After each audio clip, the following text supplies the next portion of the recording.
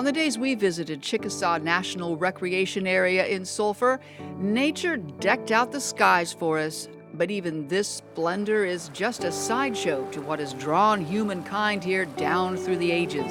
For over 7,000 years, mankind's been coming and using this water. Bracingly cold and clear as glass, some mineralized but mostly sweet, the water boils out of the upthrust remnants of an ancient seabed in the millions of gallons each day.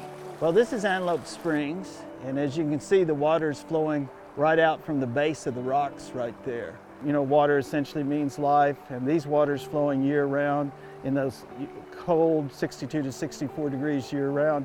You can imagine how important a permanent source of water was like that. This geologic legacy was inherited by the Chickasaws and Choctaws after their removal to Oklahoma. They prized this bounty greatly and turned the springs over to the National Park Service to make certain these wholesome waters and their sublime setting would always be accessible to all. What a gift.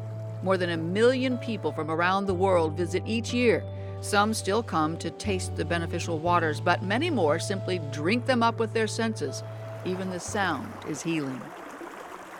The Travertine Nature Center provides an educational gateway to the park and the access point to a short walking trail along sweet, spring-fed Travertine Creek that takes you to both Antelope and Buffalo Springs.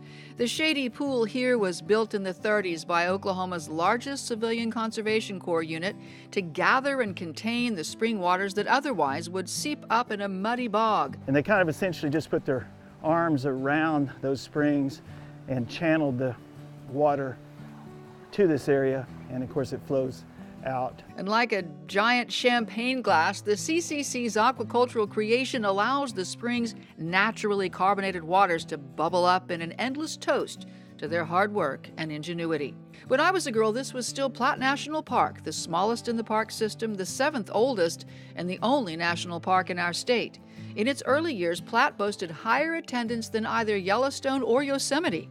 Beloved but lacking in grandeur, it was combined with the newly built Arbuckle Recreation Area in the 70s to create the current 10,000-acre park, which now offers boating on Lake of the Arbuckles, picnicking, 6 campgrounds with 400 campsites, 20 miles of recreational trails, and free admission. Keep your eyes open. Deer are everywhere, watching you, watching them. And winter is actually a great time to visit. The park's a little quieter and the wildlife more visible. We found Austin and Mary Solenberg of Lawton savoring a peaceful morning by Lake of the Arbuckles. They earned a little rest today after hiking a good part of the Chickasaw trails yesterday, which they say are the most well-maintained they've seen. We climbed Roman Mountain yesterday and got up to the viewpoint and looked out from there and sat there for a while and just kind of took it all in. It was magical, but it's a lot of work. Mary Solenberg says accessibility, which again was the goal of the tribes from the outset, is still what makes this park so magical. You know, I think about people who might be in a wheelchair or who might have like some type of disability, and I feel like those people could even access the areas, which is phenomenal.